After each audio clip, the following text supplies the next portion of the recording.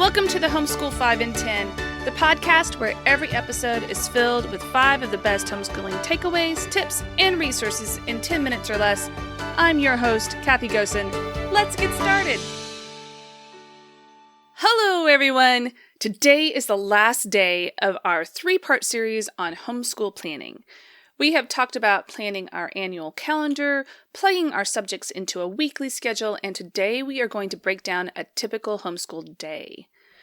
When looking at a homeschool day, one of the first things I hear new homeschool parents ask is, how much is enough? How many hours do I really need to homeschool well? First off, check your state requirements, but most homeschool students do not need to do school for 6 hours a day like public and private school students because there are less administrative tasks and classroom transitions. For students through 2nd grade, 1 to 2 hours is typically enough, and from there it builds. For students in high school, they may need to spend 4 or 5 hours or more each day on schoolwork, depending on their course load. As you decide how many hours are needed, include margin. Use lunch breaks, snack breaks, brain breaks, and daily chores to break up the day into smaller pieces. The normal attention span of a child is only about 2 to 3 minutes times their age, meaning a 2nd grader is probably going to focus for only 16 to 24 minutes at a time. This is why in Charlotte Mason schools, lessons for 1st through 3rd grade are no longer than 20 minutes, while classes for 4th through 6th grade students are about 30 minutes, and 7th through 9th grade students last about 45 minutes. So, how many breaks should you schedule between subjects? A general rule of thumb is to schedule 3.5 hours of work into a 5-hour time block. But you know your kids. More breaks could be more distracting than helpful. If that is the case, consider switching subjects every 30 minutes or so rather than taking large breaks. Once you know about how many hours you need to complete the subjects you have planned, the next thing to decide is how flexible do you want your homeschool to be. If your child gets really into trains and wants to build a train set around a Lego town, will he have time? Or will you be so busy you have to forgo the creativity to get your checklist done? Some children thrive on knowing exactly what is happening when. If this is your child, you may decide to create a daily schedule with specific times and even use something like Alexa to ring a bell to signal the beginning of a new time period, like in a compulsory school. When I first started homeschooling, I thought having everything planned out down to the minute would be great for juggling multiple kids. But in the end, it just set us up for failure. We always felt behind and could never keep up with the schedule exactly as intended, which used to frustrate me to no end. Slightly less rigid, some families choose to schedule time blocks. For example, during this specific time, we will focus on science or math. When that time is over, we will stop the subject and move on to the next time block or subject. This works well with loop scheduling, which we talked about in episode 14. But again, it is not very flexible should a child get creative.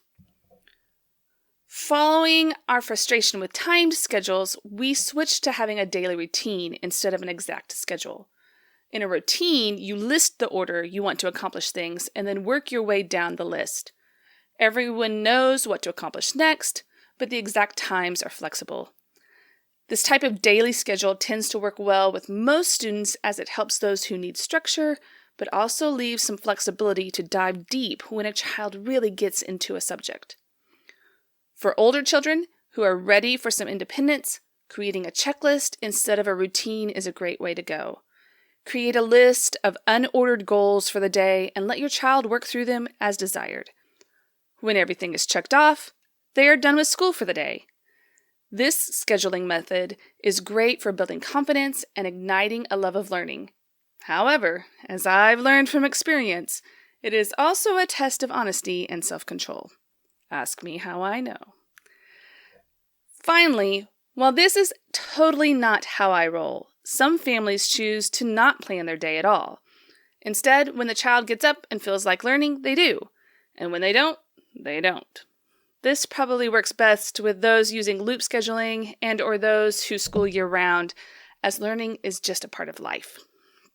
For us, I like using some combination of each of the above. I usually choose a couple of anchor times to get our day started and or break for lunch. Then we have some specific subjects we routinely work through as a family. Finally, I give the girls a checklist to complete before the day is done. This allows a little bit of independence, but also helps me to plan the rest of my day as well. If this sounds like an avenue you would like to try, consider establishing a start time. For some, this may be 8 a.m., for others 10 a.m., and some wait to do school until after lunch. I have even heard of a family whose father works the night shift, so they all sleep in the day and do school at night so they can spend time together as a family. Choose what is best for your family. That brings me to the next question.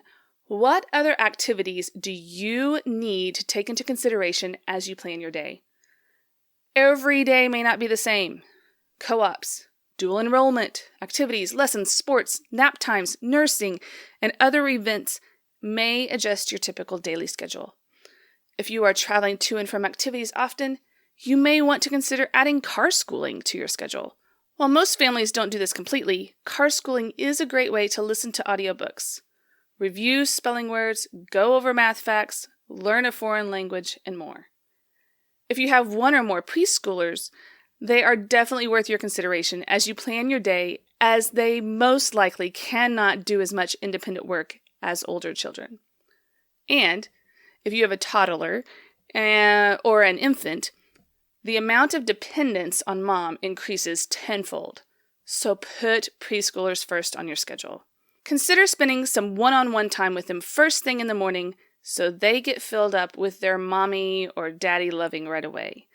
Doing so may make them more likely to play by themselves for a bit while you spend time with older children. If you still have a child who naps, consider using nap time to accomplish a few subjects together as a family. When our middle child used to nap, this is when I taught my oldest how to read. When our youngest child took naps, we would do our family schooling subjects together. Utilize the time you have. Also, if you have older children, let them help with your preschooler at different times throughout the day. A child who has just learned to read could practice his reading to his baby brother. Or a child who has just learned about train engines could build a wooden train track with his preschool sibling. My youngest likes to listen to my middle child practice her spelling. Something about it fascinates her. In fact, I think it is one of the reasons she has learned to read so early.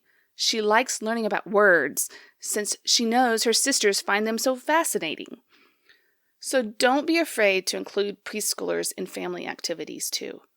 They can draw, play with Play-Doh, or spend time exploring a sensory bin while you read or discuss a subject as a family. You may be surprised what they learn as a result. Finally, what else can you do to maximize your time and minimize everyone's stress level throughout the day? Can some subjects be completed as a family?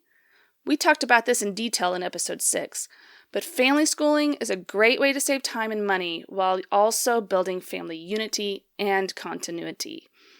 Can you combine some classes to cover multiple subjects at once? For example, could your children work on their art project while you read the history lesson or a read aloud book? Geography and history also pair well together. What subjects are parent dependent? Which can be completed independently? Do any of your subjects require the use of a computer? If so, how many computers do you have? Do you need to consider scheduling computer time so that your children can rotate? Remember, you homeschool. Sample schedules often look neat, colorful, and pretty online, but rarely do those families follow those schedules exactly, and even more rarely will they work with your family or desires. In addition, what works now may not work next semester, next month, or even next week. Don't be afraid to adjust your daily schedule to fit your current needs and the needs of your children. That's the joy of homeschooling. You have the options to adjust as needed, and I wouldn't trade that for the world. Thanks again for joining me for this last installment of the 3-part series on homeschool planning.